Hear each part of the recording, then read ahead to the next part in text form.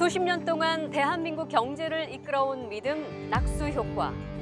물이 위에서 아래로 흐르듯 돈도 흐를 수 있다는 그 믿음은 한강의 기적이라 불리는 단시간에 폭발적인 경제 성장을 가능케 했습니다.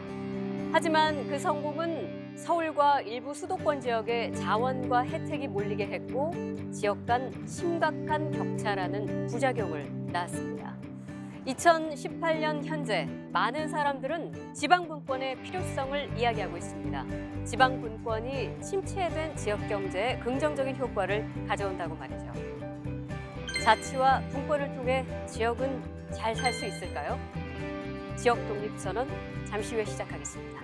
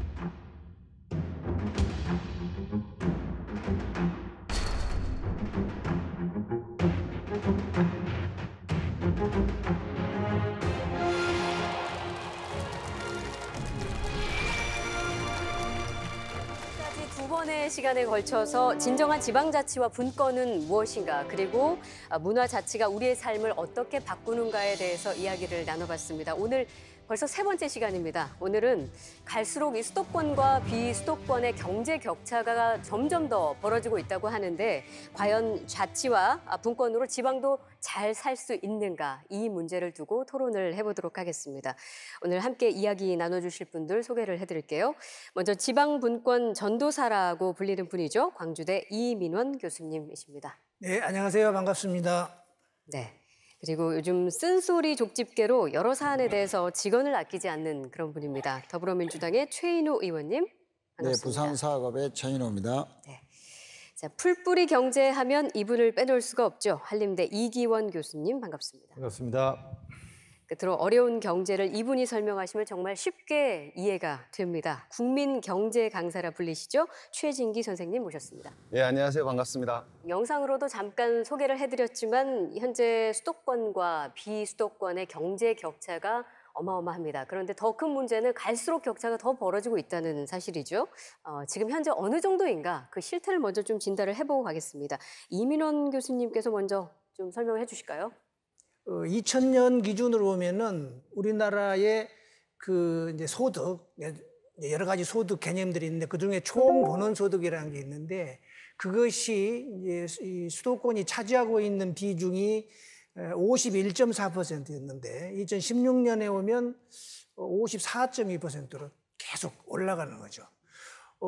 그리고 요즘 요 지역 문제가 심각하잖아요. 근데 그 2015년에 이제 통계 기업 채용 공고를 이렇게 쭉 조사를 해본 게 있는데 서울에서 일자리가 한 공고를 보면 41% 정도고 수도권으로 확대시키면은 전체 일자리가 수도권에 74%가 집중이 되어 있구나 거죠. 그러니까 이 전체적으로도 수도권에 집중이 너무 심하고 점점 그것이 확대되고 있다 이렇게 이제 볼 수가 있겠어요. 이것이 문제죠.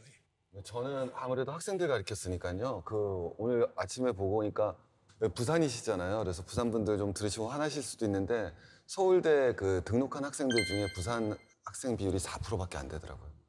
그러니까 100명의 서울대생이 있으면 4명밖에 없는 거예요. 부산 평균적으로 출신이. 그렇다는 건가요? 지난해. 그렇죠. 네, 작년에. 17년은 더 적었고요. 네. 그러니까 굉장히 이게 사실은 줄어든 수치죠. 특히 서울대 같은 경우는 지역 특례 입학을 하고 있기 때문에 지방에 대해서 상당히 배려를 하고 있음에도 그게 안 나오고 있는 거거든요. 그러니까 학력 격차도 심해지고 있지만 그것이 우리가 쉽게 얘기하면 경제 격차를 회복할 수 있는 방법으로는 사실 교육 격차를 줄여서 교육을 바탕으로 경제 격차를 극복해 나가는 이런 틀이 나와야 되는데 교육 격차도 굉장히 점점 더 커지고 있다. 그러니까 사실은 굉장한 위기라고밖에 볼 수 없는 대표적인 게 또 교육 격차라고 생각을 해요. 네. 만일에 진짜 그렇게 나왔다면 예. 또 긍정적으로 보면은 이제 부산 분들이 지역 학교에 대한 평가를 높이 해가지고 지역 학교에 많이 간 것으로. 그렇죠. 우리 사실 그대로 말하면 뭐 이게 학교를 갖다가 이제 서열화한다는 게 좀 우스울 수도 있지만 저희들이 대학 갈 때만 하더라도 부산대학교 그러면은 거기 들어가려면 사실 우리 스카이라고 표현을 하니까 연고대랑 거의 성적이 비슷했었거든요. 지금은 엄청 차이로 벌어졌어요. 네. 그러니까 이게 당연히 지역 일자리 문제가 지역 교육의 문제로 발생하고 지역 교육의 문제가 지역 교육 격차로 확대되는 걸 갖다가 아주 단적으로 보여주는 일이죠. 예. 그러니까 이제 70년을 보면은요, 1970년 보면은 그 세계적으로 중앙 집권이 심하다 그런 나라가 한국, 일본, 프랑스, 영국 그렇습니다. 근데 70년대는 별 차이 없었어요. 1970년 그러면 일본하고 한국하고 수도권 집중이 인구로 한 30% 약간 못 미치는.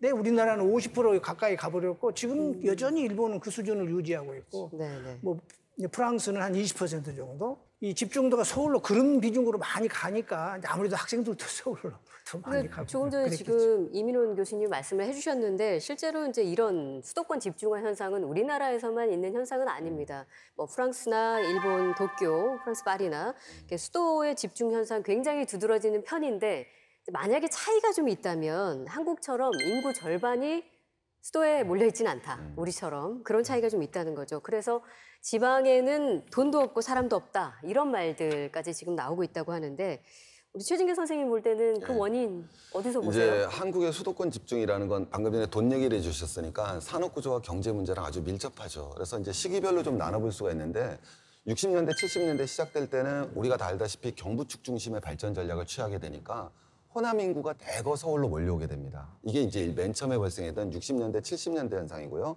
80년대는 한국이 중공업화를 이루어내죠.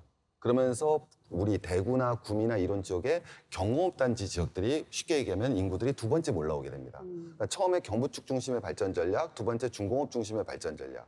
그리고 90년대는 뭐가 이루어지게 되냐면은 바로 한중 수교가 이루어지면서 한국 경제가 일본 의존도 중심에서 중국 중심으로 변해나갑니다. 그러면서 서해안 시대라는 것이 멋있게 열리지만 한편으로는 그 말을 다르게 번역을 하면 수도권 집중화가 한 번 더 이루어지는 거죠. 그래서 쉽게 표현해서 경부축 중심, 그다음에 중화합, 그다음에는 중국 중심으로 가면서 이때 이제 수도권 인구가 거의 절반에 가까워지는 거예요. 그러면 그다음부터는 아무 일을 안 해도 그냥 견제가 없기 때문에 집중화가 그냥 더 강화되는 거죠. 그다음에는 어떤 일이 발생하지 않아도 스스로 중앙 집권화가 스스로 굴러갑니다. 더 갈 수밖에 없는 거죠. 왜냐하면 견제 세력이 없고 분권화가 되기 어려워지니까. 그러니까 이미 권력이나 교육이나 모든 집중이 어느 수준을 넘어가니까 그다음부터는 스스로 독점화가 되는 단계가 현재 한국이 갖고 있는 이 수도권 집중이 다른 나라와는 다른 문제라고 얘기할 수가 있는 거죠. 방금 최 교수님 말씀대로 우리나라도 국가의 성장 전략을 선택과 집중의 전략에 따라서 우선 수도권을 집중적으로 육성을 시키면 지방이 낙수 효과로 또 그 혜택을 받아서 같이 이제 성장할 것이다. 이런 이론에 기반해 있었죠. 그렇죠. 그 부분의 전략이 일정 부분 성공한 것은 맞습니다.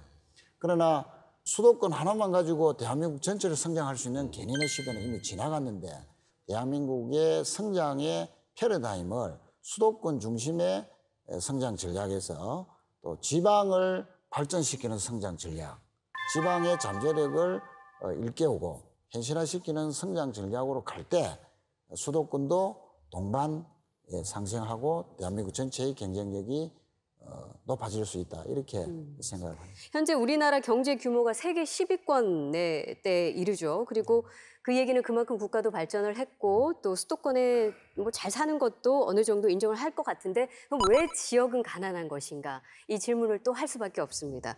자, 이민원 교수님께서 알기 쉽게 좀 설명을 해드린다고 하는데요. 함께 보실까요?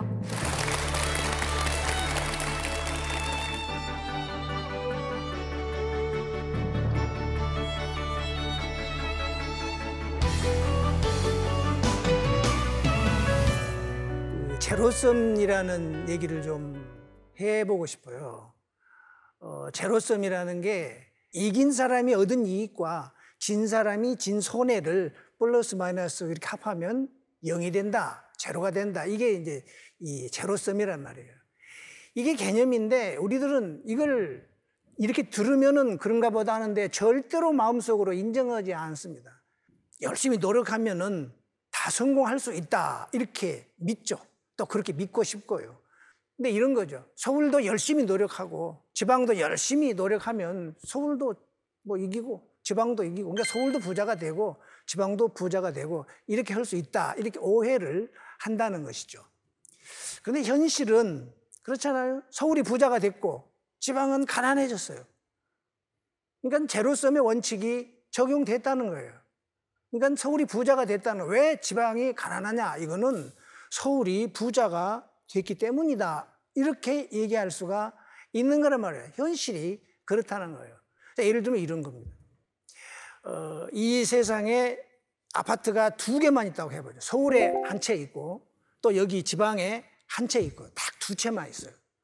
그리고 아파트가 처음에 시작할 때 1억 원씩 시작했어요. 그러니까 서울도 1억 원, 여기 지방 부산에 있는 아파트도 1억 원이고 이 세상에는 딱 2개밖에 없어요. 그러면 어떻게 됩니까? 지방에 부산에 있는 아파트가 전체 아파트 2억 중에서 1억이 되잖아요. 그러니까 절반은 되잖아요. 부산 아파트가 1억에서 2억으로 됐어요. 2배 올랐습니다. 기분 아주 좋죠. 그런데 나는 몰랐는데 서울 아파트는 1억에서 6억이 됐대요. 그래도 사람들은 서울 아파트야 뭐 그러든지 말든지 내 아파트 2배 올랐으니까 기분 좋다. 이렇게 하고 한턱 내고 이렇게 살 수 있죠. 그러나 조금 더 생각해 보면 부산의 아파트 2억 올라간 거에다가 서울 아파트 6억 된 거 이 2개 합하면 다 해서 8억이 됐죠. 8억 중에 2억은 4분의 1이잖아요. 아파트 가격 오르기 전에는 부산이 전체 재산의 절반이었어요. 이제 전체 재산의 4분의 1로 된 거예요. 이것이 제로섬이 우리에게 주는 냉엄한 교훈이고 이 교훈을 우리는 받아들여야 된다는 거예요. 자, 그러면 왜 이런 일들이 아직도 해결되지 않고 있을까? 정치권은 뭘 했을까 하는 거예요. 서민 편을 들겠다. 약자의 눈물을 닦아주겠다. 다들 그러는 거잖아요. 그렇다면 정치가 지방 편을 들어야 될 거 아니에요. 이것이 정치의 기능이죠. 그런데 정치는 그렇게 해오지 않았고 불공정하게 진행되어 왔습니다. 어떻게 불공정하게 진행되어 왔죠? 정치는 그 기반이 힘이 센 세력들을 기반으로 합니다. 근데 이 기반이 어디에 있어요? 주로 서울에 있는 거죠. 그래서 정치가 주로 어떻게 이루어지느냐? 서울의 이익을 봐주는, 서울의 이익을 북돋아주는 그런 식으로 정치가 진행되어 온 것이죠. 그래서 법도 수도권에 유리한 법이 있냐, 지방에 유리한 법이 있냐, 그러면 수도권에 유리한 법이 통과되도록 그렇게 되어 있다. 우리는 너무나 많은 물적 자원이 또는 기업이 서울로 가기 때문에 수도권으로 가기 때문에 수도권으로 못 가게 수도권 규제라고 있어요. 이런 규제가 끊임없이 정치권에 의해서 해제되어 왔습니다. 이것이 정치가 불공정하게 오히려 가난한 지방을 배척하는 형태로 서울 편을 들어왔다 이런 이야기입니다. 우리에게는 매우 안타까운 일이 아닐 수가 없죠. 그런데 이렇게 해서 중앙으로 서울로 집중이 됐어요. 그럼 이 집중이 효율이라도 있어가지고 이를테면 국가 전체가 부자가 더 돼가지고 뭐 낙수 효과 아까 언급한 것처럼 이제 지방으로 이게 좀 흘러 들어오면은 좋겠는데 아까 제가 뭐라 그랬어요? 이 세상은 제로섬 게임이다. 이기는 자와 진 자만 있을 뿐이지 이긴 자가 돈을 다시 또는 자원을 지방에다 진 자에게 준다는 것은 그것은 아주 조그만 규모의 재미삼아 하는 게임에서 있는 일이지 이런 국가적으로 일어나는 일에 그런 일은 일어날 수가 없죠. 중앙은행인 한국은행에서 이런 연구를 했어요. 투자를 하면 이것이 어떻게 돌아다니는 돈이 어떻게 도는지를 한번 보자. 이걸 살펴본 적이 있어요. 결론은 이런 겁니다. 지방에다 투자한 돈은 지방에서 조금 돌다가 서울로 가버립니다. 서울에 투자한 돈은 지방으로 절대 내려오지 않고 서울에서만 돕니다. 서울은 이렇게 모든 자원을 빨아들이면서도 그렇다고 해서 엄청난 성과를 낸 것도 아니란 말이에요. 그러니 우리나라가 점점 쇠락의 길로 갈 수밖에 없다 이런 거예요. 그러면 중앙정부의 정책으로라도 이것을 해결해야 되지 않겠어요? 그런데 우리나라의 중앙정부 정책은 정부에서 정책을 만들어가지고 지방정부에게 이걸 받으라고 합니다. 똑같은 정책을 지방정부가 그거를 수행해야 됩니다. 왜 그렇게 하냐? 중앙정부의 공무원들도 할 일이 있어야 되기 때문에 그런 거예요. 제가 이 참여정부 시절에 중앙정부 공무원들을 상대로 얘기를 한번 하는데 권한을 내놔라. 어떤 국장이 질문합니다. 그럼 우리는 무엇을 하라고요? 이런 질문을 받았습니다. 그러니까 중앙정부가 자기 일을 하기 위해서 자기 정책을 만들고 지방정부에 그걸 보내는 거예요. 그러면 이것이 천편일률적으로 가기 때문에 지방은 누더기가 돼갑니다. 예를 들면 우리 지역에는 첨단 전자산업이 필요한데 객관적으로 중앙정부에서 자동차 산업 공모를 했어요. 그러면 우리 지역 여기 시장이 그 공모 안 하겠습니까? 안 했다가 어떤 공경에 처하게요? 합니다. 그러면 전자산업 단지가 가장 적합한 단지에 자동차가 들어옵니다. 비효율이 되죠. 누더기가 되죠. 이를테면 우리 지역에는 연두 색깔의 빛깔이 필요한데 중앙정부에서 흰 색깔의 공모를 했다 이거예요. 그러니까 흰 색깔을 가져다가 온갖 로비를 해서 가져다 놓는단 말이에요. 연두색이 있어야 아름다운데 흰색을 가져다 놓으니까 이제 안 아름다워요. 그렇게 누더기가 돼 갔다는 거죠. 오늘 아마 이런 얘기가 될 것으로 생각이 됩니다. 맞습니다. 네. 수도권과 지방의 격차가 어쩔 수 없는 제로섬 게임이다. 이거는 굉장히 암담하게 들립니다. 이 얘기는 그렇다면 지역으로서는 사실 계속 분리할 수밖에 없다는 얘기인데 알고 보니 운동장이 기울어져 있더라. 지금 이거잖아요. 그래서 궁금한 점이 많습니다. 혹시 다른 이기원 교수님 먼저 질문을 좀 던져주실까요? 어렵지 않은 걸로 이렇게 그 중앙정부의 국장이 이제 그럼 우린 뭘 합니까? 라고 이제 얘기를 했는데 자, 그럼 이렇게 적절히 우리가 지역에다 권한을 분산해 줬을 때 그들이 해야 할 일은 뭐라고 생각하십니까? 선진국이라고 우리가 생각하는 또는 우리가 이름을 들어서 알고 있는 그런 나라들은 지금 우리나라 정부가 하고 있는 일을 하고 있지 않죠. 원래 지금 중앙정부가 하는 일은 지방정부가 하는 거예요. 원래 주민과 가장 가까이 있는 이 정부가 지방정부잖아요. 구청이고 시청이고 그렇잖아요. 그러니까 중앙정부는 지방정부가 해야 될 일에 적합하지 않은 그런 일들을 중앙정부는 하는 거죠. 이를테면 뭐 국방 일을 한다거나 외교의 일을 한다거나 이런 것이 있지 않겠어요? 그리고 어느 특정 부서 일이라고 하여도 직접 현장의 일이 아니라 전체적으로 프로그램을 기획해서 이런 방향을 설정하고 이 설정된 방향 하에 물론 그런 방향을 설정할 때는 이제 각종 지방 정부들과 논의를 거쳐서 그래서 전체적인 의견들을 통일해서 방향을 설정하고 프로그램을 만들고 이런 것들을 지방에서도 실천하고 하는 일들을 할 수 있겠죠. 그리고 그 프로그램에 맞춰서 잘 되고 있는지 이렇게 좀 지휘하고 또 경우에 따라서 감독도 하고 중앙정부도 그런 일을 해야 되는데 우리나라 중앙정부는 만기칠남이라고 모든 거를 다 하려고 하니까 문제다 이렇게 볼 수 있죠. 잘 알겠습니다. 네. 혹시 다른 분 질문 있으신가요? 의견이나? 아까 이제 정치는 수도권 편이다. 그런 말씀을 아주 적나라하게 말씀을 해주셨는데 실제 국회의 환경도 사실은 지방 입장에서 보면 녹록지 않은 상황이 많습니다. 과거에 비해서 지금 수도권의 국회의원 숫자가 이제 지방에 비해서 거의 육박할 정도로 숫자가 비슷해졌습니다. 그러다 보니까 이 지방의 재원이나 재화 가치를 이렇게 유지 또는 방어하고 또는 이제 발전시키고자 하는 법들이 수도권 의원들의 반대 때문에 이렇게 지체되는 경우가 더 많고요.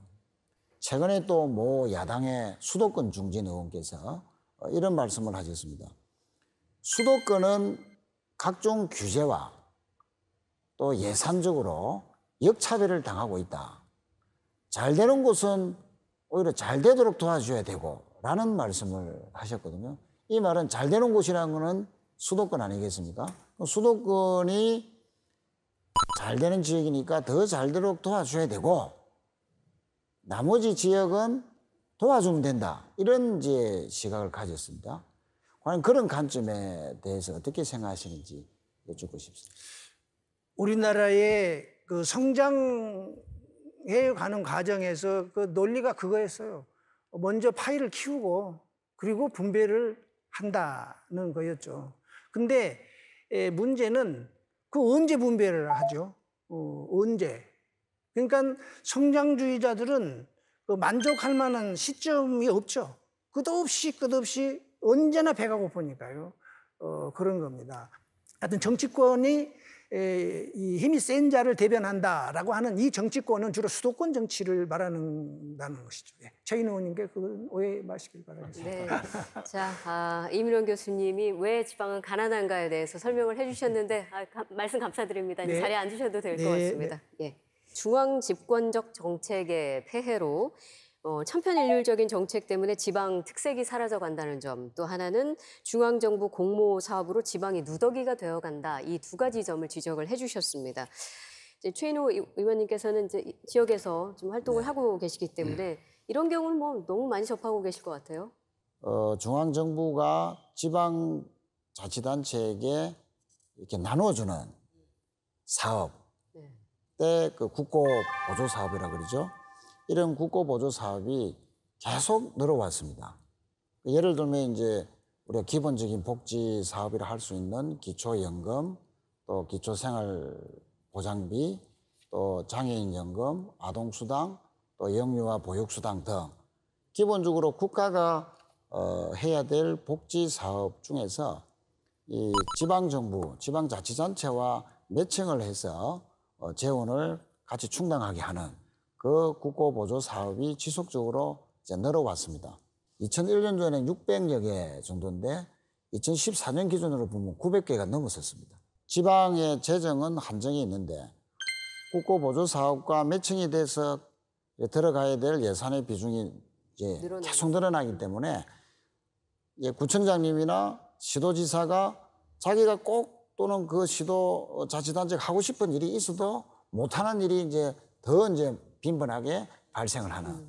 이 와중에 이제 지방세법 개정으로 취득세가 2%에서 4% 수준이었습니다. 그런데 1%에서 3% 수준으로 감액을 해주죠.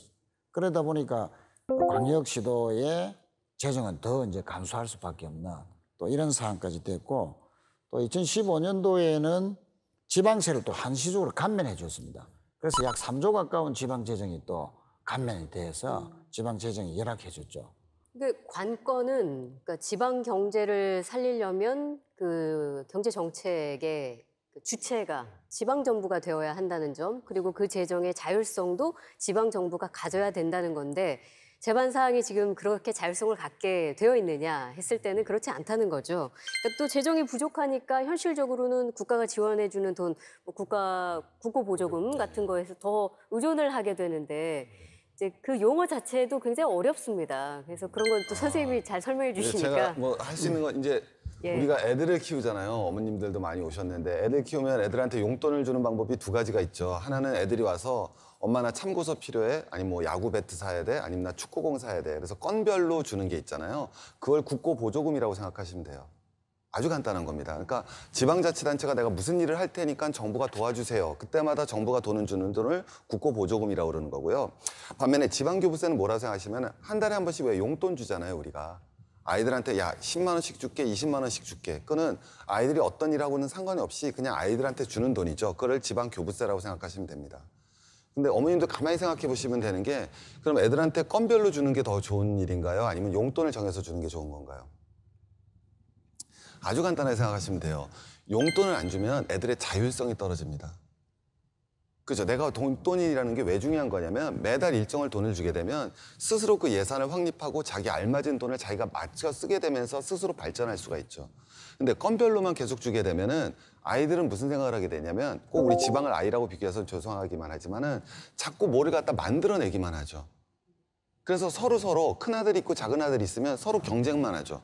나 참고서 사야 돼. 나는 참고서 뭐 또 사야 돼, 뭐 또 사야 돼, 나는 운동화 사야 돼, 나 운동화 뭐 사야 돼, 이렇게 되는 거예요. 거기다 더 문제가 되는 건 뭐냐면은 운동화 살 때 이제 한국에서는 국고보조금을 갖다 어떻게 주느냐면 엄마 나 참고서 사야 돼 그러는데 참고서가 얼마야? 그럼 2만 원이야 그러면 2만 원을 다 주는 게 아니라 15,000원을 줍니다. 그럼 나머지 5,000원은 아이가 스스로 만들어서 줘야 돼요. 그럼 5,000원은 또 어디서 나오는 거냐? 아까 말씀드렸지만 용돈에서 뺏어 쓰게 되는 거예요. 그러니까 서로 지방 정부가 경쟁적으로 일을 벌이게 되죠. 그리고 그걸 많이 따오는 정치인이 또 훌륭한 정치인이 되고 그걸 많이 따오는 시장이 사실은 또 좋은 시장이 되는 거예요. 근데 사실은 많이 따왔다고 해서 좋을 게 아니라 지방자치는 사실은 자율성을 점점 더 잃어나가고 그 돈을 다 준다는 게 아니었잖아요. 그러니까 원래 있던 돈마저도 거기다 주게 되는 거죠. 그러니까 지방정부가 스스로 무엇을 해나가고 할 수 있는 능력들은 계속 떨어지게 되는 거예요. 근데 더 중요한 거는 그럼 한국은 현재 지금 국고보조금이 맞냐 지방교부세가 맞냐 이거부터 생각해 보셔야죠. 근데 작년 기준으로 했을 때 국고보조금은 한 67조가 됐어요. 근데 지방교부세는 한 46조쯤밖에 안 돼요. 그러니까 거꾸로 역전이 돼 있는 거예요.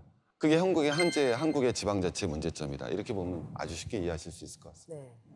국가 보조금 지금 말씀하셨는데 규모가 지금 여기 보이시죠? 2017년도를 제외하고는 점차 국가 보조금이 증가하고 있는 추세인 거죠. 그러니까 사실 국가 보조금도 쓸 수 있습니다. 필요하다면. 근데 문제는 투자가 늘어난 만큼 효율성이 있느냐 이 문제를 또 따져봐야겠죠. 근데 그 부분은 우리 이기원 교수님께서 좀 설명해 주세요. 방금 우리 최 강사님께서 정말 아주 적절하게 비유를 해주신 것 같은데요. 네. 이 국가 보조금을 우리가 표현할 때 보통 딴다고 얘기를 하죠. 국가 보조금 따왔다, 그렇죠. 따왔다고 얘기를 표현을 하고 그 사업이 정말 우리 지역에 꼭 필요한지 아닌지는 우선 차치하더라도 그걸 따오지 못하면은 그야말로 그 단체장의 그 표나 이런 것들이 많이 위신이 많이 좌우가 됩니다.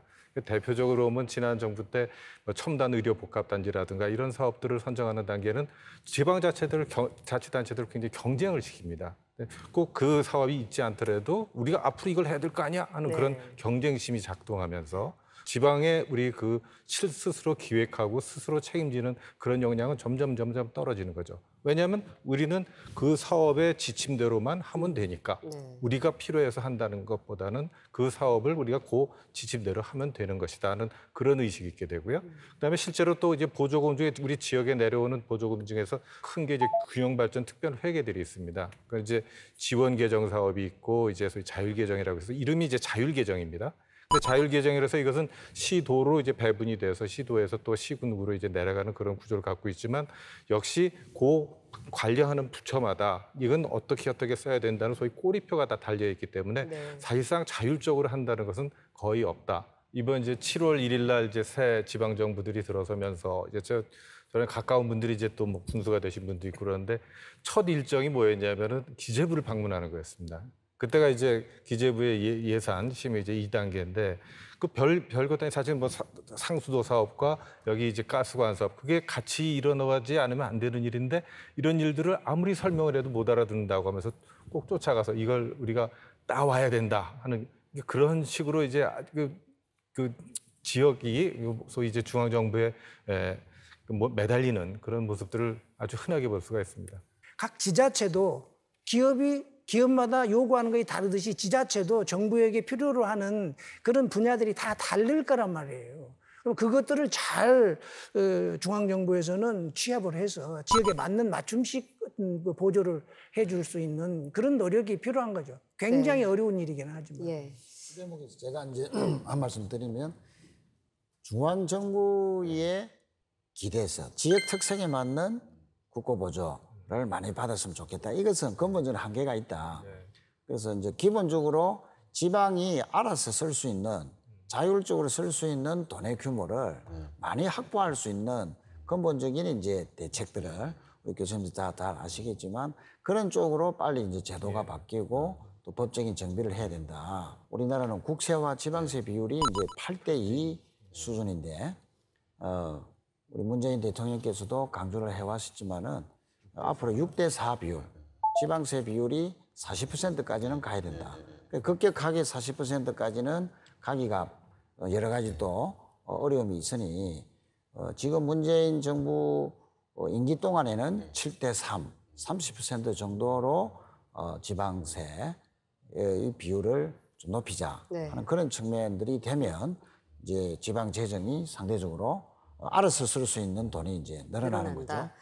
실제 지역에서 이 지역 경제를 조금 이끌어가고 계신 분의 이야기를 들어보면 조금 더 이해가 쉬울 것 같습니다. 이병진 부산시청 기획관리실장님 박수로 모시겠습니다.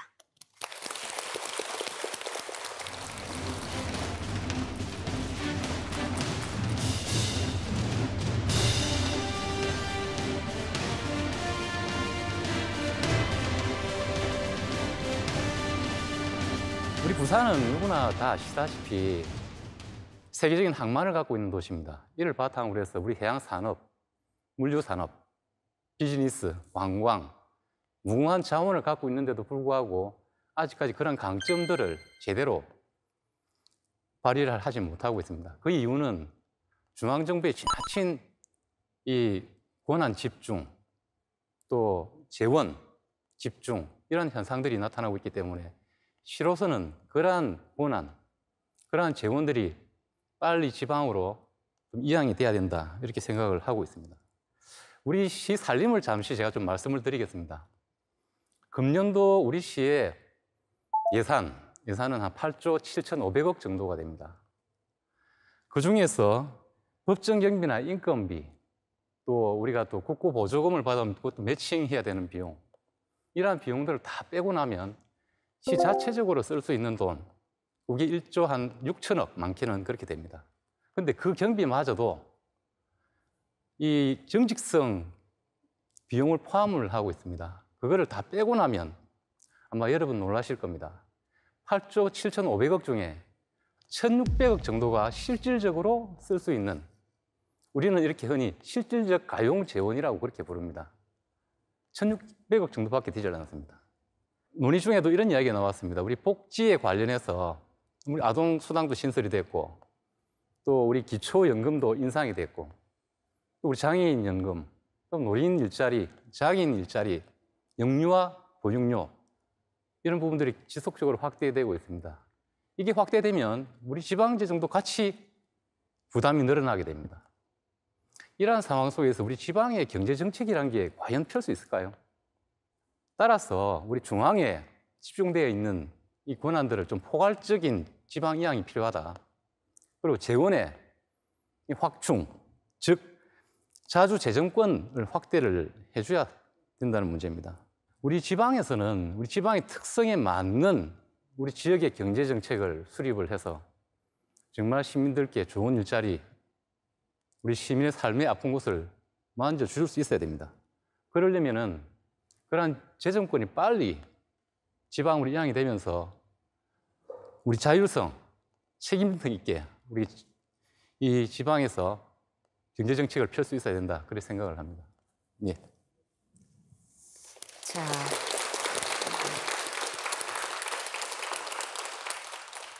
자주 재정권 이양, 이 부분이 굉장히 핵심인 것 같습니다. 예. 어떻게 해야 가능할까요? 그게 좀 근본적인 문제이긴 합니다만. 저부터 질문을 드리겠습니다. 예. 통상 예전에 우리가 지방분권에 관련된 얘기를 많이 했습니다. 그중에서도 우리가 지방분권이라고 할 때 보면 통상 4가지를 많이 따집니다. 우리 인적 기반이 되는 인사권, 또 거기에 조직권, 또 우리가 입법권. 가장 뒤쪽에 뭐가 있냐면은 이 지방자치의 물적 토대라고 할 수 있는 자치재정권입니다. 이 물적 토대가 되지 않으면 지방자치 정말 실현하기 어렵습니다. 그런데 우리가 분권 관련해서는 이렇게 생각합니다. 큰 틀에서 분권도 중요하지만 현재의 법령만 개정하더라도 다소 어려움을 해소할 수 있다. 우리 지방 소비세 비율 좀 인상하고 소득세 법정률 좀 인상하고, 그죠? 이 부동산분의 양도소득세 이거는 지방으로 이양을 하면 됩니다. 그걸 다 모아보면 1조 한 7천억 정도가 될 겁니다. 우리 부산시 입장에서는. 그런데 이런 개별 법령을 가지고도 빨리 조금 지방의 이 어려움을 해소할 수도 사실 있습니다. 큰 틀에서 가져가는 건 시간이 많이 걸립니다. 그럼 작은 틀에서라도 빨리 정부는 움직여줘야 된다. 뭐 저는 그렇게 보고 있습니다.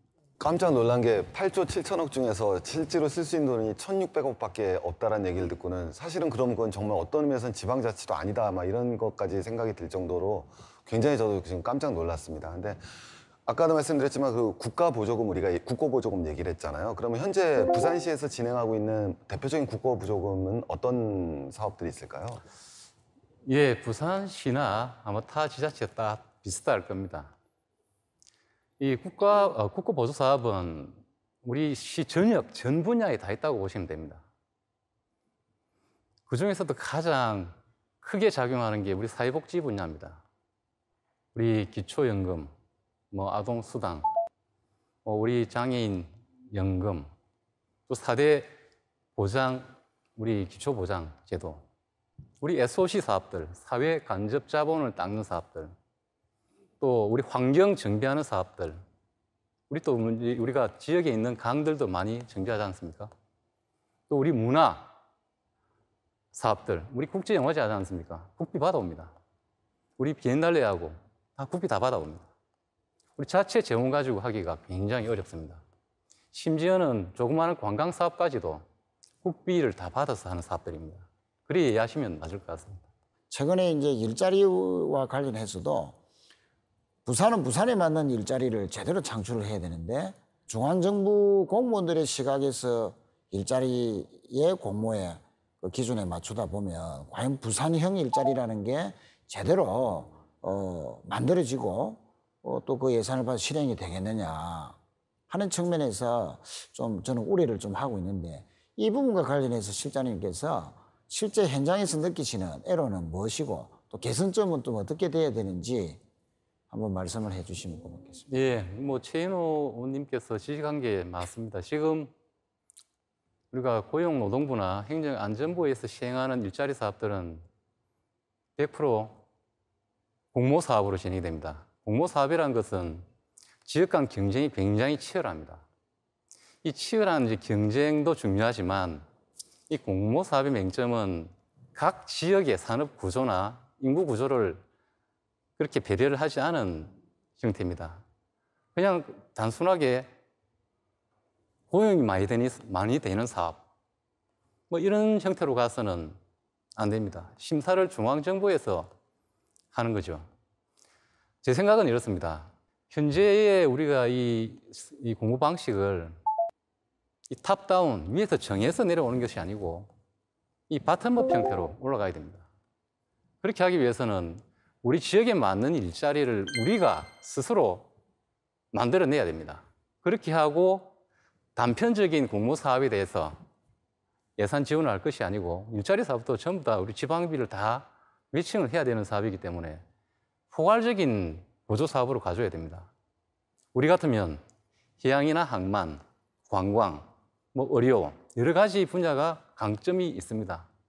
여기에 포괄적으로 국가에서 예산을 지원을 한다면 그 예산을 가지고 여기에서 우리가 현실에 맞게 그 규모에 맞게 양질의 흔히 이야기하는 좋은 일자리를 만들 수 있다 그렇게 봅니다. 시에서도 단발성의 공모사업보다는 지역에 맡겨주고 지역을 믿고 포괄적으로 해주십사 해서 정부에도 건의도 좀 하고 있는 상황입니다.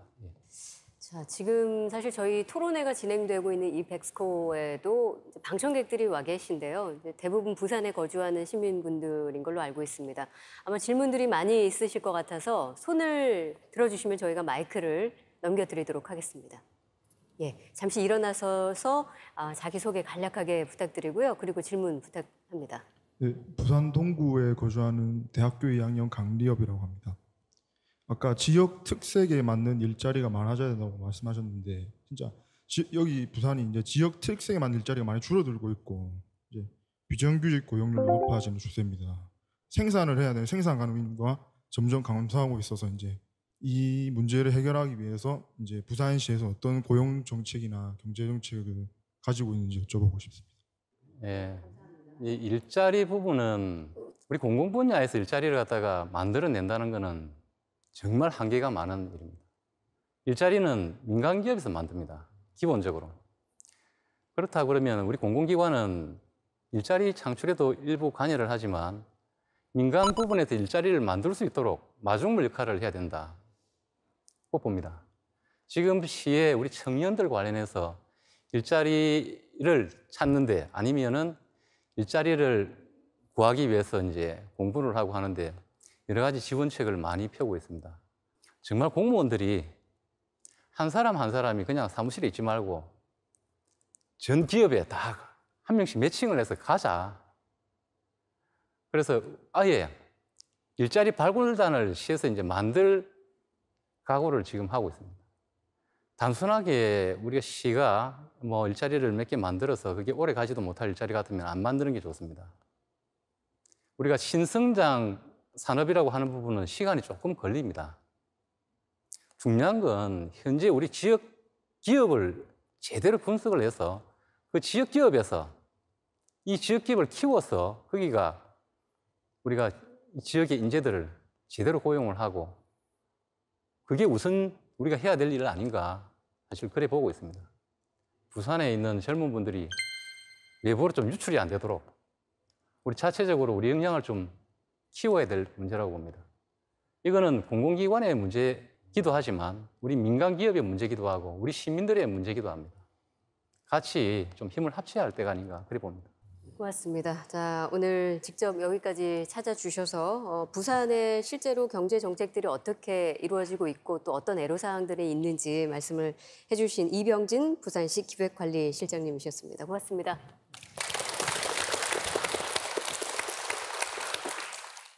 지방 재정이 약한 이런 지금 상황이 계속 지속이 된다면 지역 경제는 곧 죽을 것이다라는 지적이 많이 있습니다.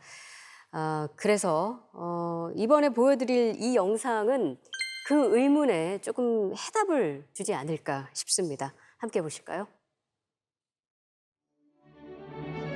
프랑스 파리에서 남동쪽으로 약 400km 떨어진 도시 리옹. 이곳은 20세기 중반까지 실업자와 빈집으로 가득했습니다. 그러다 1980년대 이후 리옹은 극적인 변화를 맞이하게 되는데요. 그 배경에는 프랑스의 지방분권 개혁으로 탄생한 강력한 지방 조직이 있었습니다. En premier lieu, en 1983. Ensuite, ce que nous vivons, nous, ce sont les activités déjà décentralisées. Mais il nous faut nous organiser ces activités décentralisées. Ça veut dire qu'il y a un double phénomène, c'est qu'il faut continuer à les décentraliser jusque dans les communes, mais il faut aussi en même temps regrouper des activités, parce qu'il vaut mieux qu'elles soient toutes ensemble quand on s'occupe des voiries. 그렇게 2010년 메트로폴이라는 조직 체계가 구축됐고 경제 개발부터 주거 정책, 상하수 관리까지 지역의 다양한 문제를 중앙 정부로부터 일임받아 처리하고 있습니다. Et c'est toujours la vague de décentraliser et de se rapprocher des territoires, et de se rapprocher des régions, des métropoles et des communes. Donc ça, c'est un vaste mouvement. Alors à l'intérieur de ça, ça permet de faire émerger des grands projets, hein, des grandes infrastructures. À Lyon, il y a Confluence, mais il y a aussi l'aménagement des berges du Rhône. Il y a les créations des pôles d'excellence, qui sont des pôles de compétitivité, dans les milieux de la pharmacie, dans le milieu de la microélectronique, dans le milieu du numérique ou du digital. 리옹의 콩플리앙스는 과거 프랑스 실크 산업의 중심지였습니다. 하지만 19세기 산업혁명 이후 도시를 떠받치던 실크 산업이 몰락하자 실업자와 빈집이 늘어나기 시작했는데요. 더는 내버려 둘 수 없었던 리옹이 해결의 동력으로 삼은 건 바로 지방 분권. Ce changement de statut, notamment le passage en métropole, nous a donné plus de capacité, plus de visibilité aussi. Ça, c'est un point important, parce qu'on est le seul territoire en France à bénéficier de ce statut particulier. Il n'y en a pas d'autres sur d'autres territoires en France. 지방 분권의 힘으로 자체적으로 개발과 재생을 추진할 수 있게 된 리옹은 자신들의 비전을 담은 개발 기본 계획을 마련했습니다. 이후 슬럼가의 이미지를 없애는 노력 끝에 콩플리앙스는 유네스코 창조 도시에 선정됐는데요. 더 나아가 민간 기업과 합작한 도심 정비 회사를 만들어 주민을 위한 공간과 녹지를 만들었습니다. Alors maintenant, sur votre question pour les activités, pour les différentes missions de cette métropole, d'abord il faut retenir un point très important. Cette métropole a été créée pour une priorité qui est l'économie et l'emploi. C'est la priorité. C'est le développement économique d'un ensemble et avec l'emploi. C'est déterminant. 지방 분권을 통해 강력한 조직을 만든 리옹은 2000년대 초반부터 지역을 대표할 경쟁 거점 산업을 육성하기 시작했습니다. 리옹 바이오폴이라는 혁신 지구를 만들어 기업과 연구기관, 대학을 대거 유치한 건데요. 그 결과 사노피 파스테르와 같은 세계적인 제약회사들이 리옹에 본사를 두게 됐습니다. CTI 바이오텍도 회사를 런던에서 리옹으로 이전했는데요. 기업 입장에서 리옹 바이오폴은 어떤 장점을 가진 곳일까요?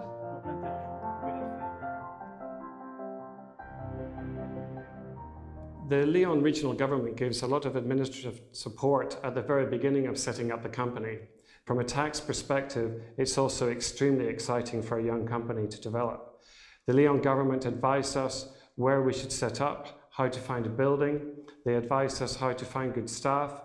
And they introduced us to all the legal regulations, the tax regulations, and this was really fantastic. 쇠락한 실크 도시에서 유럽 제약 산업의 중심지로, 슬럼가에서 프랑스 제2의 도시로 우뚝 선 리옹. 도시 전체를 뒤바꾼 힘은 지역의 문제는 지역이 가장 잘 해결할 수 있다는 그 믿음에서 시작됐습니다.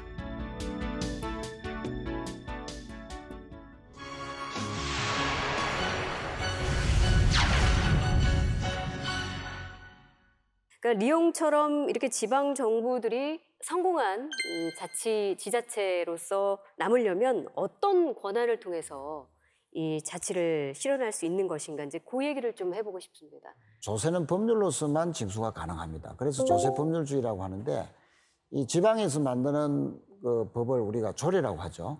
이 조례의 권한을 법적 권한까지 이렇게 상향시켜야 된다. 그래서 이제 지금 우리가 통칭 조례라고 하는 것을 앞으로는 지방 분권이 강화되면서 지방 법률이라 하자 이렇게 우리가 이제 말하기도 합니다. 지방에서 이렇게 자체적으로 거둘 수 있는 세금, 세목을 정하는 권한, 세율을 정하는 권한, 징수 방법 이런 것까지 세입 자치권과 관련된 것을 지방의 법률, 지금으로 보면 조례죠. 이 조례를 통해서라도 가능하게끔 하는 자치 입법권의 강화가 전제가 돼야만이 재정자주권도 법률에 의해서 법적 근거에 의해서 우리가 계속 안정적으로 실현할 수 있다고 먼저 말씀을 좀 드리겠습니다. 지방세 관련한 조례 권한을 상향시킬 필요가 있다. 이기용 교수님 생각하실 때 그 권한을 나눈다는 측면에서 본다면 어떤 권한을 지방 정부에 나눠줘야 된다고 생각하십니까? 지금까지 쭉 얘기가 나왔습니다만 이제 그 당연히 재정, 과세가 자주 과세를 할 수 있어야 될 것이고, 그다음에 조직을 그야말로 천편일률적으로 짠다는 것은 이제 사실 그 지역 형편에 맞지도 않고, 그다음에 인사에 관한 문제들이 있습니다. 특히 뭐냐면 정원 조정에 관한 문제들이 있는데 이게 굉장히 아주 아주 매우 엄하게 돼 있어요. 그래서 한 명 더 늘리고 뭐 뽑고 하는 것들을 제대로 할 수 없는 그런 일들, 그러니까 지역의 형편에 맞는 이제 그런 일들. 그런 것들이 이제 제일 큰 권한들이 아닐까. 그러니까 크게 얘기하면 인사와 예산입니다. 그리고 이제 그것이 지역으로 직접 내려와야 되는 것이고, 고등학교 교과서에는 분명히 이렇게 써 있거든요. 대한민국의 권력 분립은 하나만 있는 게 아니라 두 가지가 존재한다고 돼 있거든요. 하나는 수평적 권력 분립이라고 표현하고 하나는 수직적 권력 분립이라고 표현하는데 수평적 권력 분립은 우리가 말하듯이 입법, 사법, 행정의 분립이고 그리고 수직적 분립이랑은 분명히 중앙과 지방정부의 분립이거든요. 그래서 우리는 중앙정부가 지방정부한테 권력을 양도한다 이런 식으로 잘못 생각하는 것 같아요. 그건 있을 수가 없는 거죠. 모든 권력은 당연히 국민으로부터 나와서 그 국민이 권력을 중앙정부한테 주느냐 지방정부한테 주느냐가 결정이 돼야 되지 중앙정부가 권력을 지방정부한테 나눠줄까 말까 이게 되면 발상 자체가 기본적으로 전 잘못됐다고 생각이 돼요. 필요하죠. 지방 분권 통해서 재원도 확대하고 그 예산을 어떻게 쓸 것인가 이 자율성을 부여한다는 거. 근데 중요한 점은 재정 자주권을 줬을 시에 다 성공적으로 이어질 것이냐. 그러니까 그 책임 문제를 논할 수 있을 것 같습니다. 예를 들어 자치단체가 파산하는 경우도 있으니까 뭐 파산 제도를 도입해야 된다 이런 얘기까지 이어질 수 있거든요. 이 문제는 좀 최진기 선생님께 여쭤볼게요. 그 이제 제일 대표적으로 그 94년이죠. 미국 오렌지 카운티가 실제로 파산을 했거든요. 지방자치단체가. 근데 그 과정이 굉장히 재밌습니다. 뭐냐면은 왜 파산을 한 거냐면은 그 시의 재정국장이 있어요. 네, 로버트라는 재정국장이 있는데 그 사람이 외부로부터 돈을 빌려옵니다. 자기 예를 들면 우리 뭐 경상도라고 치면 경상도 예산이 있으니까 그걸 담보로 외부로부터 돈을 빌려옵니다. 그래서 그거를 갖다가 우리로 치면은 레버리지 효과를 굉장히 높인 다음에 배팅을 했어요. 그래서 금리가 오를 것이 아니라 금리가 떨어질 것이라는 거에 배팅을 해버린 거예요. 투자를 한 거예요, 돈을. 근데 실제로 그 당시에 미국 금리가 6번에 걸쳐서 올라가거든요. 그러니까 실제로 돈을 투자한 거를 날릴 수밖에 없었죠. 그래서 실제로 파산을 합니다. 그래서 이게 마치 어떤 사례로 우리가 이용되는 거냐면 지방자치단체한테 너무나 큰 돈을 주고 자치권을 부여했을 때 문제가 발생한다 이런 사례로 인용되는 경우가 굉장히 많아요. 근데 거꾸로 두 가지 측면이 있는 건데 하나는 부러운 거죠. 우리나라는 그렇게 파산하고 싶어도 할 수가 없어요. 왜? 그런 자치권을 가지고 있지 못하기 때문에 거꾸로 파산하고 싶어도 그렇게 파산할 수가 없기 때문에 거꾸로 우리가 얼마나 아직까지도 지방자치가 제대로 이어되어 있지 못한가를 보여줄 수 있는 대표적인 사례고요. 그리고 사실은 더 중요한 우리한테 뉘앙스를 주는 게 로버트 시트론이 이거 했을 때 다 잘한다 그랬었어요. 모든 오렌지 카운티의 주민들이 너무 좋아했죠. 왜냐하면 처음엔 돈을 벌어왔거든요. 그 투자를 해갖고 돈을 벌어오니까 너무 좋아했어요. 근데 나중에는 다 돌아서서 법적으로는 처벌을 못했죠, 그 사람들을. 그 재정국장은. 근데 나중엔 다 이 사람 때문에 다 후회를 하게 되잖아요. 근데 이제 그게 뭘 보여줬느냐면 모든 주민들이 원했던 게 증세 없는 복지 확대였어요. 그러니까 증세는 하지 않으면서 복지는 확대하고 근데 그거의 가장 유일한 해결책을 어떻게 보면 그 사람이 제시해줬던 거죠. 투자하자, 공격적으로. 그러니까 우리도 그런 식으로 가버릴 우려가 있다라는 거죠. 그러니까 지방자치가 우리가 자율성을 부여하자. 그러려면 이제 두 가지 조건이어야 되는데 먼저 나오지만 지방자치단체의 역량이 우선 확보가 돼야 되죠. 그걸 할 수 있는 역량이 확보가 돼야 되는데 아직까지 우리가 그런 역량을 줘본 적이 없기 때문에 그러니까 그런 역량을 확보할 수 있는 기관이 있어야 되고 그 역량을 확보한 다음에는 주저없이 권한을 넘겨주고 실패와 책임에 대해서 적당히 물어나가는 그런 시스템을 만들어야 된다는 게 이런 교훈이 되겠죠. 예. 네. 근데 뭐 그런 경우도 있을 것 같아요. 만약에 지자체가 그 재정 자주권이 있어서 돈을 많이 확보했는데 이걸 시민들이 볼 때 제대로 못 쓰고 있는 거죠. 그래서 그런 것들을 좀 견제하는 것이 바로 이제 주민이 이제 거기에서 나서는 그런 제도들 같이 병행이 되면 뭐 그런 부작용 같은 건 좀 줄일 수 있지 않을까요? 유바리 씨를 일단 뭐 예를 들어볼 수가 있겠는데요. 예. 그 파산한 사례를 보면 거기 이제 그 탄광으로 유명했던 마을이 이제 탄광 이게 죽고 나니까 이제 탄광에서 관광으로라는 기치를 걸고서는 뭐 공기업 뭐 그 유바리 관광공사 이런 거 드립다 만들고 그래서 결국은 옆에서 이제 보기에는 굉장히 잘 돌아가는 것 같았고 뭐 교과서에도 등장하고 그랬지만 알고 보니까 결국은 이 우리나라에서는 발생하기 힘듭니다. 거기는 장부를 다 속였었으니까요. 그래서 결국 그 시장님 돌아가시고 나서야 장부를 까보니 결국 2006년도, 2007년도 이제 파산을 했죠.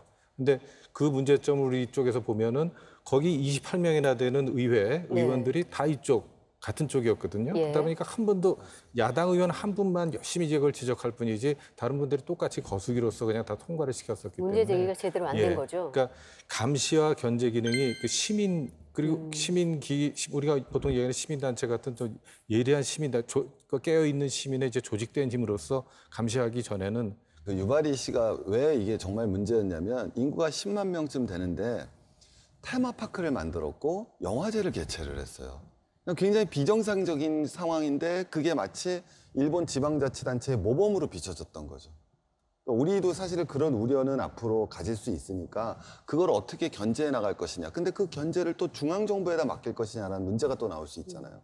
그래서는 안 되기 때문에 진짜 주민자치 그리고 감시와 견제 제도를 어떻게 만들어 나갈 것인가에 대한 그런 고민을 하고 싶은데 아직은 우린 그런 고민까지도 못 간 거잖아요. 다들 지방 분권이 안 돼 있으니까 지방 분권만 되면 다 될 거다 이런 수준이 있어요. 근데 물론 중앙 집권이 강하니까 하지만 이를테면 학생이 책이 없어서 공부를 못 해요.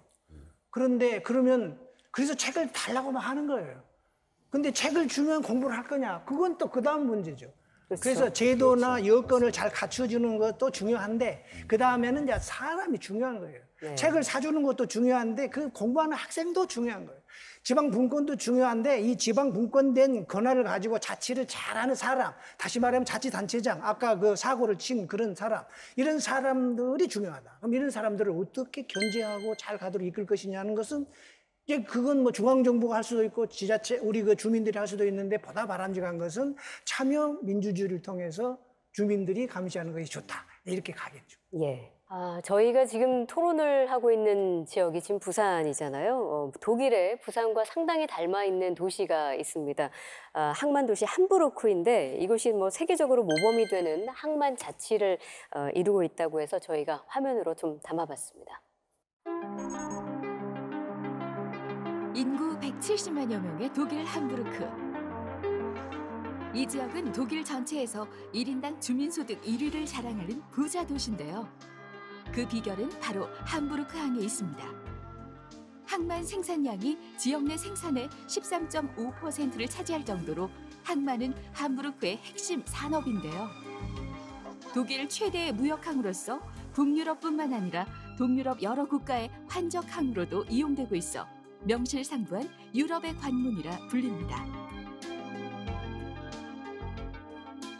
이렇게 함부르크 항이 지역을 넘어 유럽을 대표하는 항만이 된 배경으로 항만 자치를 꼽을 수 있습니다. 지방 정부가 항만을 소유하고 관리하는 거죠. Gemäß Grundgesetz ist in Deutschland die Zuständigkeit für Häfen bei den Ländern. Das bedeutet, dass die Länder zuständig sind einerseits für Hafenstrategie, dann sind die Länder zuständig für Gesetzgebung, ein Teil davon. Dann sind die Länder zuständig für die Hafenentwicklung, für die Finanzierung der Häfen, für Management der Häfen und die Länder übernehmen den Großteil der hoheitlichen Aufgaben in den Häfen. Federal State Government sozusagen, die sind zuständig nicht für Management und Hafenpolitik. 함부르크 항은 항만의 주체인 시정부와 200여 개의 회사가 상호 협력하는 이른바 민관협조 체제라는 독특한 체제를 갖추고 있습니다. 항만의 소유주이자 주체인 시정부와 민간 기업이 역할을 나눠 항만을 운영하는 건데요. 여기서 중요한 점은 시정부의 항만 운영이나 정책에 있어 연방 정부가 간섭하는 일이 없다는 겁니다.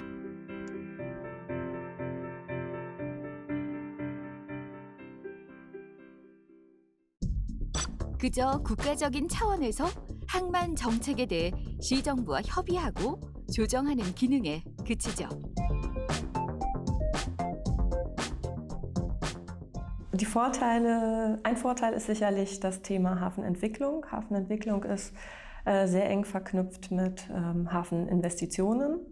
Da tritt der Bund an seine Grenzen, da er selber nicht als Hafenbesitzer, also er hat keine Ländereien, auf denen Häfen liegen, oder zumindest keine kommerziellen Häfen und auch nicht als Terminal Operator auftritt. Das bedeutet, dass in puncto Hafeninvestitionen die Kompetenz für Entwicklung und auch für Erweiterung von Häfen ganz klar bei den Ländern liegt. 독일은 주정부별로 자치 재정권을 행사하는 동시에 수평적 지방 조정 제도를 적극적으로 활용해 지역별 균형 발전을 이루고 있는데요. 부유한 주정부가 가난한 주정부의 재정을 지원해 지방정부 간 재정력 격차를 줄이는 거죠. Im deutschen Grundgesetz gibt es eine Vorschrift, in der es dort heißt, dass die Steuern so verteilt werden müssen, dass sie für gleichwertige Lebensverhältnisse in allen Regionen Deutschlands sorgen. Es soll also nicht nur in Hamburg, ein reiches Bundesland, und Bayern, auch ein sehr reiches Bundesland, aber in anderen Ländern, Ostdeutschland, wenn man sich das anguckt hier, die Länder alle, die sind alle vergleichsweise arm, und um diese Unterschiede auszugleichen zwischen arm und reich, geben die reichen Länder im sogenannten Länderfinanzausgleich Geld an die armen Länder ab. 휴일이 되면 나들이를 즐기는 사람들로 붐비는 함부르크의 항구 하펜시티. 이곳은 19세기 중반 독일 최초의 현대식 부두로 문을 열어 한때는 창고와 물류시설, 원자재 야적장으로 가득했습니다. 하지만 1980년대에 들어서면서 재래부두가 새로운 물류 시스템을 따라가지 못했고 점차 도시도 활력을 잃어갔는데요. 차가워진 도시에 다시 활기를 불어넣은 건 하펜시티 개발 계획. 함부르크시의 독자적인 항만 재개발이 쇠퇴한 재래부두를 기업부터 교육시설, 문화시설까지 총집합한 신도시로 변신시킨 겁니다. Und für die Hafen City, die ca. 100 Hektar insgesamt umfasst, an Landflächen, zusätzlich kommen die Wasserflächen dazu, haben wir insgesamt, ich glaube, 15 dieser Pläne gemacht und haben dann auch in dem Zusammenhang 15 Mal mit den Bürgern diskutiert. Aber auch der Masterplan, der im Jahr 2000 beschlossen wurde, wurde im Jahr 2010 nochmal konkretisiert und überarbeitet und den neuen Rahmenbedingungen angepasst. Und über diese Planung haben wir auch in zahlreichen Veranstaltungen in dem Informationszentrum im Kesselhaus mit der Öffentlichkeit diskutiert. Und es finden eigentlich kontinuierlich Einzelveranstaltungen zu Projekten statt. Jeder Wettbewerb wird dort im Kesselhaus ausgestellt und man kann sich dazu äußern. 함부르크 시민들로부터 가장 사랑받는 공간은 하펜시티의 랜드마크, 엘브 필하모니입니다. 엘브 필하모니는 카카오와 커피를 보관하던 창고를 개조해 만든 음악당으로 1년 내내 음악 연주회가 끊이지 않는데요. 기존 건물을 활용해 하펜시티의 과거와 미래를 잇는 중요한 장소이기도 합니다. Erst in Prague sind Sie schon mal in der Elbphilharmonie? Ja, ich war schon mal da, das war letzten Winter. Also jetzt, wo ich da war, muss ich sagen, sie ist sehr schön. Die Elbphilharmonie gebaut wurde, gab es sehr viel Kritik und es war auch wirklich ein kontroverses Thema. Aber ich glaube, jetzt, wo es fertig ist, ist es schon insgesamt eher eine positive Aufnahme, ist mein Eindruck. Gute Stadt ist das Stichwort. Es muss lebenswert sein. Es muss für Bewohner, aber auch Besucher und eigentlich auch für jeden Hamburger muss es halt eine lebenswerte Stadt sein. Und da kommt es eben auf die Qualität an und nicht auf das, was Hamburg damit verdient. Dementsprechend sind wir als Unternehmen dafür zuständig, dass diese gesamte Entwicklung qualitativ hochwertig vonstatten geht, dass die Grundstücke verkauft werden, aber dass wir eben halt auch sicherstellen, dass die Investoren und die Bauherren auch gute Stadt bauen. Und dementsprechend haben wir starke Eingriffsmöglichkeiten und steuern den gesamten Prozess. 시들어가던 재래부두가 신도시로 변하기까지 그 중심에는 책임감을 가지고 정책을 만들어 나가는 지방 정부와 주체로서 자신의 목소리를 내는 시민들이 있었습니다. 위기를 기회로 바꾼 원동력은 바로 여기에 있지 않을까요?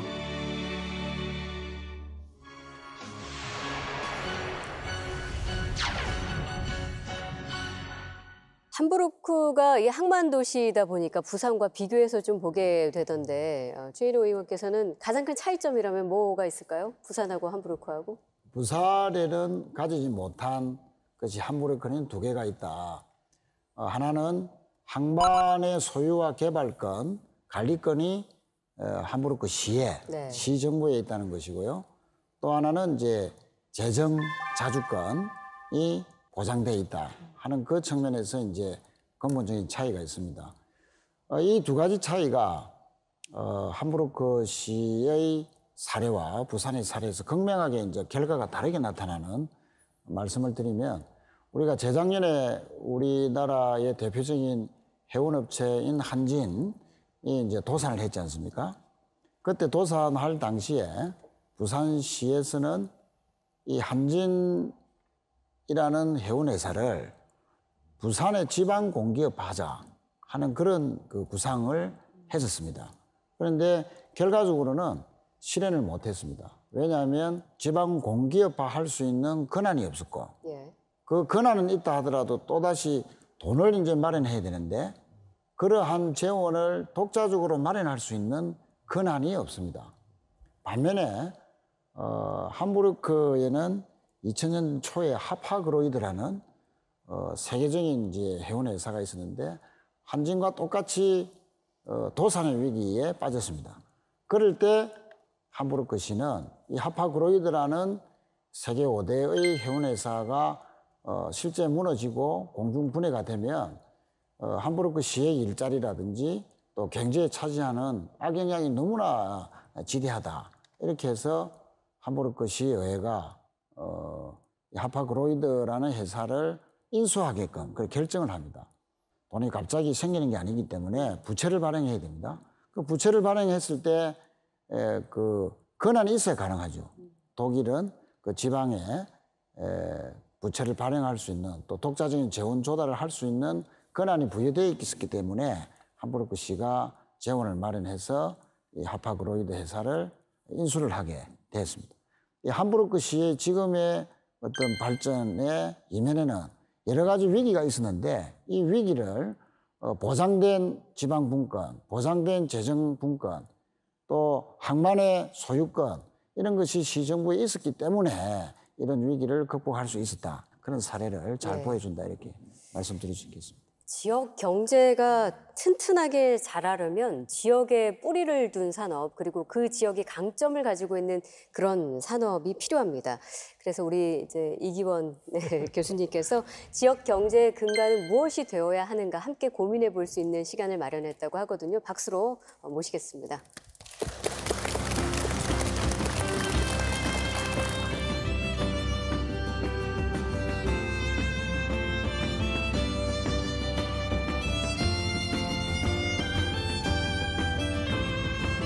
제가 오늘 보여드리는 건 요겁니다.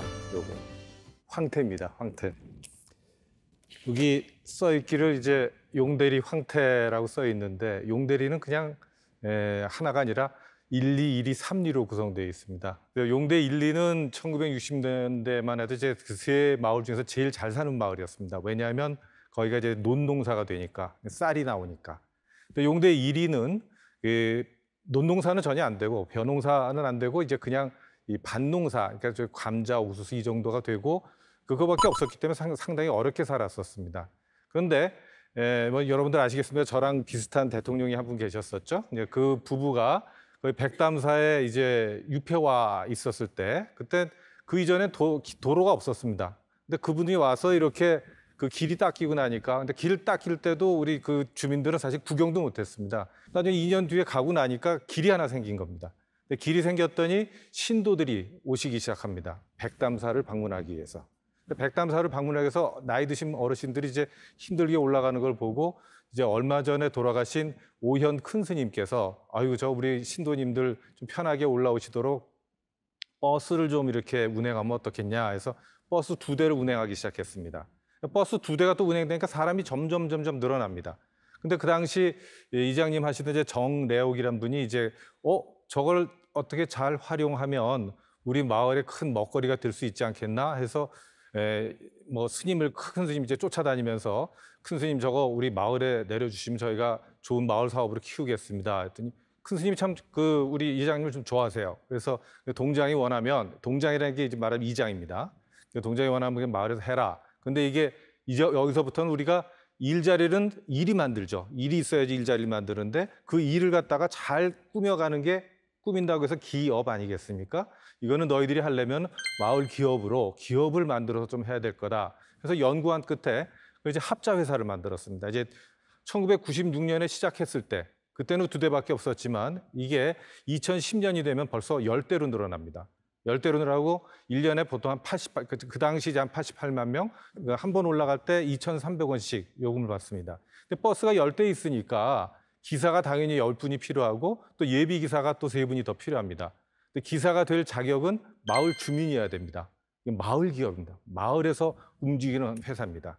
기사들만 있는 게 아니라 사무직원들도 필요하니까 뭐 전무이사 뭐 이런 사람들 모아서 이제 6명 정도가 또 정규직으로 고용이 되어 있습니다. 총 19분이 거기서 마을 기업, 용대 향토 기업이라는 이름으로 일을 하고 있는데 이장님이 그 당시 이제 회사 대표를 하셨기 때문에 보통 이장님들한테는 예전에 모곡이라고 해서 마을 일 하느라고 바쁘시니까 쌀을 걷어다 드렸었죠. 근데 그런 모곡 대신에 전국에서 최초로 월급 주는 이장님이 됐었습니다. 그런 세월이 지나면서 지금 이제 10대를 운영하면서 나오는 수입이 보통 재작년의 경우만 해도 한 16억 정도, 18억 정도. 근데 18억 정도에서 인건비, 기름값 이런 거 뭐 관리비 다 빼고 나더라도 한 2억 내지 3억 정도를 마을의 운영 기금으로 분배를 해줍니다. 내려 보냅니다. 그래서 마을에서 충분히 뭐 모든 복지 사업뿐만 아니라 어르신들 모시는 거, 그다음에 마을에서 행사하는 거, 그 외에 이 마을은 그렇게 일이 있어서 젊은 사람들이 모여들 수가 있는 구조가 되다 보니까 어린애들이 많습니다. 어린애들이 무려 초중고등학교 애들이 초중학교가 이제 80명 정도가 마을회관에서 마을회관 2층에는 어린이 도서관도 있고 방과후 학교도 돌아갈 수 있는. 근데 거기 그걸 운영하는 데 필요한 자금들이 다 이 마을 버스에서 버스 운영 수입에서 나오게 되죠. 그래서 여기서 모은 돈이 또 재투자가 돼서 마을 판매장도 만들고 마을 가공 공장도 만듭니다. 가공하는 건 대개 뭐냐면 바로 이 황태입니다. 황태. 근데 이건 황태는 원래 이제 용대 삼리가 이제 주로 이제 하는 산업이고 지금 작년에만 해도 3,300만 마리를 널어놓습니다. 3,300만 마리면은 국내에서 생산되는 황태의 80%를 넘어가게 됩니다. 그러니까 뭐 거의 독점적인 거죠. 근데 이 황태는 어떻게 나오게 되느냐? 아까 말씀드렸던 대로 용대 삼리는 논농사도 안 되고 밭농사도 안 되는 동네입니다. 근데 거기는 오로지 하나, 게다가 겨울에는 몹시 춥고 영하 30도까지 떨어지고 폭설 왔다 하면 제 키보다도 높고 그다음에 바람 불었다 하면은 별명이 풍대리고 정말 사람 살기 척박한 동네인데 바로 그 기후가 명태를 말리는 데는 최적의 기후인 거죠. 그런데 그게 그냥 나온 게 아니라 아까 말씀드린 이런 어려운 환경에서 그리고 도대체 먹고 살기가 어렵다 보니까 우리가 보통 얘기할 때 궁즉변이란 말이 있죠. 너무 어렵다 보니까 이거 혹시 우리가 활용할 것이 없을까? 늘 우리가 생각했던 것들이 이제 자원이 없다 하는 얘기를 하는데 그분들한테 자원이 없는 게 아니라 자원을 보는 안목이 없었을 뿐이고 그걸 그 선배들이 우리 옛날에 함흥에 있을 때는 이게 이런 기후에서 명태를 잘 말렸지 하는 것이 기초가 돼서 이게 황태산업의 시작이 됩니다. 근데 2번 정도 아주 어려운 일을 겪게 됩니다. 2000년도에 그때 이상난동으로 겨울에 모든 얼려놓은 것들이 다 녹아버렸습니다. 썩어버리는 거죠, 명태가. 그래서 이건 도저히 삼을 수가 없다. 이거 우리가 필요한 것은 냉동 창고가 하나 필요하다. 근데 냉동 창고가 거저 지어지는 게 아니죠. 그래서 냉동 창고를 짓기 위해서 아까 우리가 많이 얘기했던 보조금을 이제 신청을 했습니다. 그랬더니 그 도에서 해줄 수 있는 보조금이 7억 정도를 해줄 수가 있다. 그런데 7억 정도로 지을 수 있는 규모를 따져보니까 당시 필요한 용량의 반밖에 되질 않았다고 그럽니다. 주민들 입장에서는 그냥 뭐 있는 대로 짓고 말지. 그때 리더들의 역할이 필요합니다. 리더들이 지금 지을 수 있을 때 우리가 4억을 더 모아서 4억을 우리끼리 모아서 11억으로 제대로 된 걸 지어야 우리가 다음에 또 투자하지 않아도 된다. 석 달 동안 이 양반이 도장을 안 찍고 버티면서 똥고집을 부렸더니 주민들이 항복을 했습니다. 항복을 하고서 도장을 다 찍어 주셔가지고 그해 냉동 창고를 지었고 그게 지금까지도 그리고 그 이후에 한 번 확장하고 나서 그다음에 더 추가하지 않습니다. 역시 항상 고민하는 게 우리가 판로 문제입니다. 판로 문제. 그럼 판매장을 하나 좀 구축을 해야 되겠다. 그래서 사실 우리가 마을이라고 얘기를 하지만 강원도에 가보시면 강원도 땅이 없습니다. 마을 주민의 땅이 없습니다. 다 팔아서 싸게. 아까 우리가 얘기했던 수도권으로 다 빨려간 것은 사람만 빨려간 게 아니라 땅도 다 빨려갔습니다. 땅의 실제 소유주들은 그분들입니다. 근데 그분들 중에 이제 몇 분이 이제 싸게 팔았던 그 땅들을 갖다가 사겠다고 팔겠다고 나오신 분들이 계십니다. 그 팔았던 땅을 갖다가 마을에서 또 살라고 하는데 그 당시 강원도에서는 전국에 없는 제도, 전국에 없는 새농어촌 건설운동이라고 해서 5억 원을 상사업비로 지원해주는 제도가 있었습니다. 아무거나 사도 됩니다. 아무거나 써도 됩니다. 땅을 사겠다고 그랬습니다. 정부 어떤 사업, 국고보조금 어떤 사업에도 땅을 살 수 있는 사업은 없습니다. 강원도 유일한 사업이었어요. 근데 이 사람들은 그걸 갖다 몽땅 다 그 땅 사는 데다 썼습니다. 강원도에서도 깜짝 놀랍니다. 몽땅 땅을 샀다고? 하면서 이제 전부 놀래죠. 근데 그 돈도 당연히 모자라니까 2억 정도를 더 보태서 그것도 역시 아까와 같은 수법으로 주민들을 이렇게 딱 돌아다니면서 돈 모아야 된다. 그 과정에 쌓여가는 게 뭐냐면은 리더들에 대한 신뢰, 그리고 자기네들끼리 뭉쳐면 뭐든지 할 수 있다는 협력, 요새는 자신감들이 생깁니다. 황태산업의 규모가 어떻게 되냐면 그분들이 그냥 하는 얘기입니다. 650억 정도 팔립니다. 아까 300억의 원물이 들어와서 650억 정도가 팔리고 있고, 그다음에 겨울 일자리, 되게 겨울 일자리가 드물죠? 근데 겨울 일자리로 최고입니다. 넣는 거. 그리고 요즘은 심지어 사람이 부족해가지고 저희 외국인 근로자들이 와서 그 일을 도와주고 있습니다. 근데 그 일이 그렇게 해서 가공하고 이쪽으로 나간 돈이 이게 1년에 165억 정도가 그 동네에서 풀립니다. 굉장히 큰 사업이 됐죠. 사실 지역에 자원이 없는 게 아니라 자원을 보는 안목이 없는 거고, 보는 안목을 키우는 것은 사실은 사람을 키우는 것밖에 없습니다. 그리고 요렇게 이제 이쁜 포장재, 그리고 한 개씩 나올 수 있는 이런 포장재, 이런 것들은 아까 말씀드렸던 그런 국고보조금, 신활력 사업, 향토산업 육성 사업, 이런 거를 잘 활용을 하면 이런 것들이 나올 수가 있습니다. 제가 끝난 다음에 우리 좀 찾아오신 분들한테 이제 좀 선물 드리도록 하겠습니다. 감사합니다.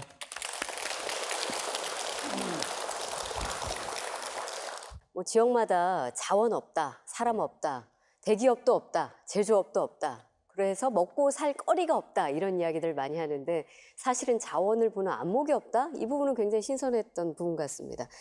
자, 이번에는 이렇게 아주 긴 시간 동안 토론을 이렇게 지켜보신 우리 방청객 여러분 가운데도 저희가 혹시 빼먹은 그런 질문거리들이 있을 것 같아서 마이크를 좀 넘겨드릴까 하거든요. 질문 있으신 분은 손을 들어서 지방분권 관련해서 물어주시기 바랍니다. 네, 안녕하십니까. 부산 동래구에 사는 47세 배수연이라고 합니다. 네. 사실 중앙정부의 경제 정책들을 믿을 수가 없는데 어떻게 지자체를 믿을 수 있을까요? 네, 신뢰의 문제입니다. 중앙정부도 못 믿겠는데 지자체를 어떻게 믿겠느냐. 이거는 누가 대답을 해주셔야 될까요? 최인호 의원님께서 해주셔야 될까요? 제가 먼저 말씀을 좀 드리면, 그거는 우리 주민들이나 시민들 입장에서는 충분히 제기할 수 있는 질문이라고 보고 또 정당한 질문입니다. 지방 정부를 신뢰하게 하고 책임을 다하는 그런 이제 지방 정부가 되기 위해서는 우선 그 지도자, 선출직에 있는 단체장을 제대로 된 분을 뽑아야 되고, 뽑고 난 뒤에도 실수할 수 있으니까 그걸 견제하라고 있는 지방의회에 식견 있고 책임감 있는 의원들이 많이 이제 나와서 이 견제와 감시를 제대로 할 수 있는 지방의회가 구성이 돼야 되고, 이거로 만족하는 것이 아니라 주민들은 스스로 또 조직을 만들어서 시민단체나 또는 심지어 지역에 있는 언론까지도 만들어서 일상적으로 이 지방자치단체가 제대로 돈을 쓰고 있는지에 대한 감시 활동을 이렇게 게을리 하지 말아야 그런 이제 신뢰도 올라가고 또 궁극적으로 파산이라는 그런 위기까지도 겪지 않지 않겠나, 그런 말씀을 드리겠습니다. 지자체가 어떤 사업을 하더라도 시민들이 볼 때 이거 잘못된 방향으로 가고 있는데 하면 이제 시민들이 나서서 감시와 견제를 하면서 시민을 두려워하는 지자체를 만들면 어쩌면 이 부분이 좀 보완이 되지 않겠느냐, 그런 말씀들을 해주신 것 같습니다. 다른 의견, 다른 질문 혹시 있으신 분 계신가요? 저는 청년가치협동조합이란 단체를 동네에서 운영하고 있는 30세 청년 김영준이라고 합니다. 아까 전에 용대리 얘기를 되게 잘 들었는데 기본적으로 이제 지역에 그런 사업이든 뭐든 들어가게 될 때는 소위 말하는 꾼들이나 아니면 유지분들 위주로 이제 주로 그런 것들이 많이 진행이 되는데, 그런 것들을 좀 해결하는 방법은 어떤 게 있는지 좀 궁금합니다. 그 자기네 지역에서만 할 수 있는, 그 지역에 있는 자원을 가지고서 일을 하면은 그것은 흉내를 낼 수가 없다는 거. 그리고 백담사는 딴 데도 갖다 옮겨 놓을 수가 없잖아요. 그러니까 백담사가 가는 길은 거기만, 그 용대 1위에만 있는 것이고요. 그 자기네만 갖고 있는 걸 갖다가 찾아내는 게 중요합니다. 지역에 있는 일은 지역에 있는 사람들이 가장 잘 알 거라고 우리가 생각을 합니다. 그 사실이고요. 근데 그게 자원이 됐을 때, 그리고 우리 지역에 있는 고유한 자원은 훔쳐가지 못합니다. 뺏길 수가 없어요. 거기에다 기반을 둬서 일을 구상하신다면 그거는 뭐 누가 들어와서 이렇게 훔쳐갈 걱정 안 하셔도 될 겁니다. 이 지역 독립선언 3번째 토론회 이렇게 진행을 했는데요. 굉장히 긴 시간 달려왔습니다. 지역 경제를 살릴 수 있는 지방 분권에 대해서 바램이라고 할까요? 한마디씩 정리를 하면서 마무리하겠습니다. 이 지방 분권에 대한 많은 염려들이 있는 것으로 압니다. 근데 지방 분권이 이야기가 되고 마침내 이렇게 실천의 대장정에 이르게 된 것은 지금까지 우리나라가 중앙 집권 체제로 여기까지 왔다. 그래서 성과도 냈다. 하지만 새로운 시대는 중앙 집권으로 갈 수 없다. 중앙 집권으로 정부가 이리 가라 저리 가라 해서 대기업 중심으로 해서 모방해 가면서 할 수 없다.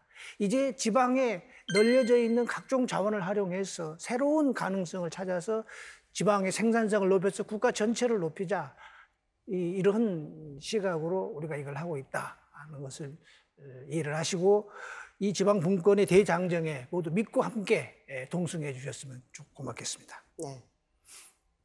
예, 저는 이번 정기국회에서 지방 분권과 관련된 중요한 법안을 꼭 통과시켜야 되겠다 하는 그런 의지를 말씀드리면서 마무리 인사를 드리도록 하겠습니다. 지금 지방에 내려줄 수 있는 권한은 할 수 있는 만큼 해보자.